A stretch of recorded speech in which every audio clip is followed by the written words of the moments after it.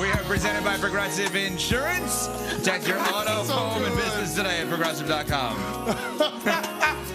The voice of Mark Kestecher, ESPN Radio with LeBron James. I didn't know Mark Kestecher could sing so well. Oh, yeah. Not the song. It's not Kesty. The radio network. ESPN Radio here. LeBron with a tip-in last night. Reading the Pacers. This is so good. This is so good. Slow it down for LeBron. Who sings this? It's a TikTok thing. Doesn't matter. Doesn't matter. There's this whole TikTok movement about making songs for LeBron because people think he's the GOAT or he's their version of the GOAT. And there's all these different LeBron Good correction. Thank you. For you two specifically. Yeah. And there's all of these songs that have gone viral about LeBron, and this is the most popular one. She is Michelle Smallman. He is Chris Canty. I'm Evan Cohen. Good morning, everybody. How we doing? Now, you're doing better than most of us because you have a great win for your Lakers last night. Yeah. I mean, listen, in a game where LeBron James doesn't hit a field goal in the first half, to be able to come out on that side of it after the Pacers make that big push in the fourth quarter, feeling pretty good right now. Pretty good right now. Based on the current standings, we would have a matchup with the Memphis Grizzlies, first round of the playoffs. I kind of like that. Kind of like that. I'll take our chances. I know there's a size disparity in the front court, but we got the two best players on the court in that series. I feel pretty good about that. You do. Feeling pretty good. Wait, is there a series where you don't feel like you have the two best players? Oh, that's a good question. If you played Oklahoma City right now, would you not feel like you have the two best players? Well, I would feel that way, but Shai Gilgeous-Alexander is going to win MVP. If you played the Denver Nuggets, would you feel like you have the best two players? No. I think that's the fair one. Yeah. Because you've seen it before. Right? I mean, I think a lot of people with Shai is like, he's amazing, MVP. I need to see him in the playoffs. You're not going to be able to say that about Jokic. Jokic had a 40-point triple-double last night against the Bucks. Disgusting. And was Absolutely out for filthy. 5-6 games before I mean, that. the behind-the-back pass that he had to Aaron Gordon in the third quarter, insane. I don't know how he does it. He's so dominant. And he moves at his own speed. You cannot speed up Jokic. I mean, he got... Yesterday, same will be had today all across the ESPN platforms, networks, and on the radio. Tremendous listening. Tune into baseball's opening day. Reigning champion Dodgers. I know you loved hearing that, Smalls. Host the Tigers, who a lot of people are high on this year. Skubal, the starting pitcher, tremendous. Could Tigers be the best pitcher in baseball. Coverage begins tonight, 6:30 p.m. Eastern, ESPN Radio and the ESPN app. All right.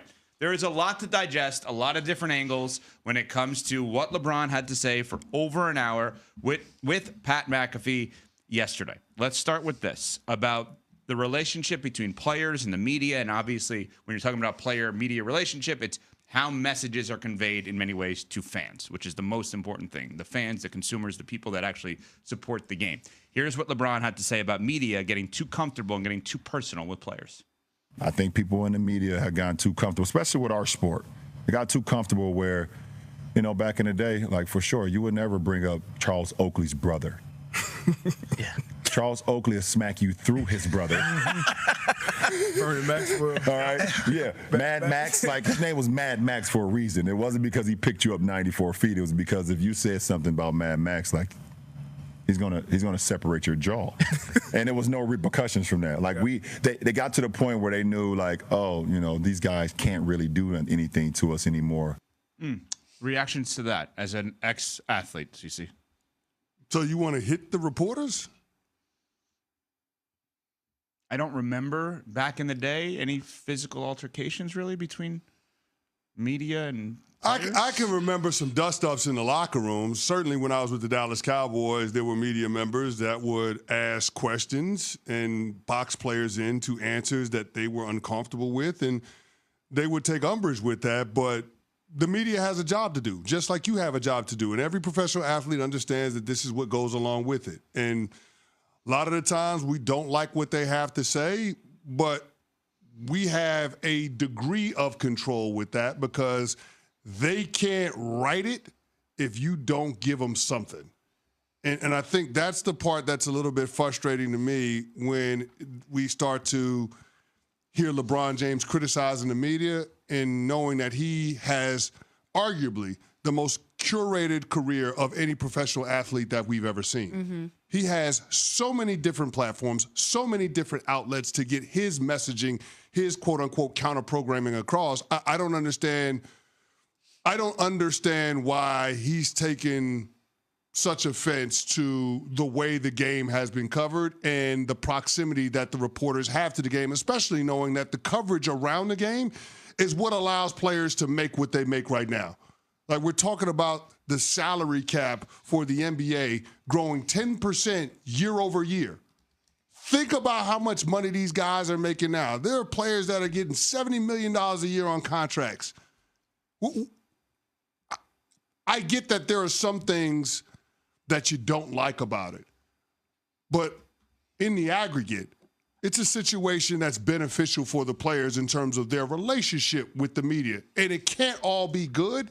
It can't be all warm and fuzzies because it's not as if it's an imperfect product because you're dealing with people. So that's the part that's frustrating to me with how LeBron James came off yesterday on McAfee.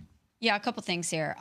It's not always going to be positive. As the media, it's our job to dissect and analyze your performance and the things that you say. That's part of the gig. As you mentioned, it's a symbiotic relationship. You have to talk to the media. The media then writes about you, talks about you, broadcasts about you. That helps your overall brand, which helps your wallet. That helps your pocket. The more exposure that your game and you specifically get to the masses through the vessel that is the media, the more money you're likely to make. But my bigger issue with it is this. Just like Aaron Rodgers complaining about the media, LeBron James cannot complain about the media because he is the media. Whenever you have your own podcast, whenever you have your own show, you are the media.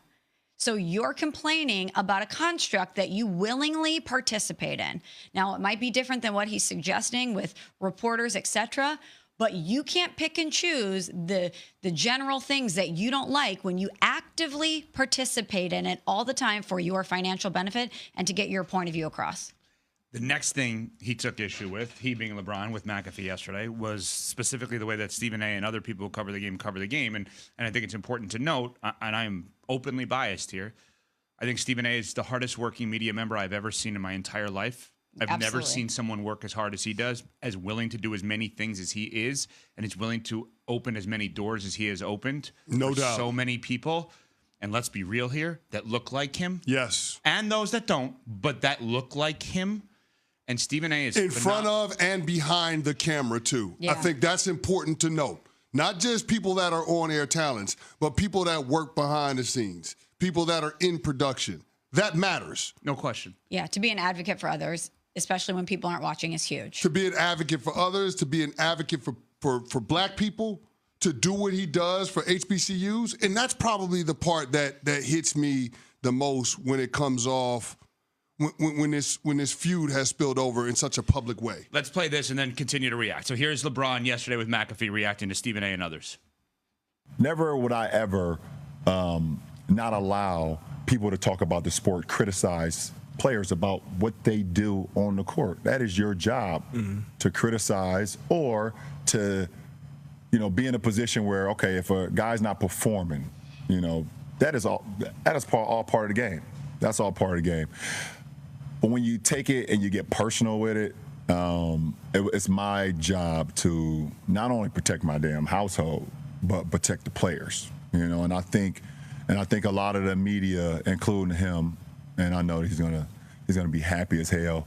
He's gonna be smiling from ear to ear when he hears me talking about him again. Oh my God, he's gonna get home and grab some ice cream out of the freezer and sit in his chair in his tighty whities on the couch. CC, I want you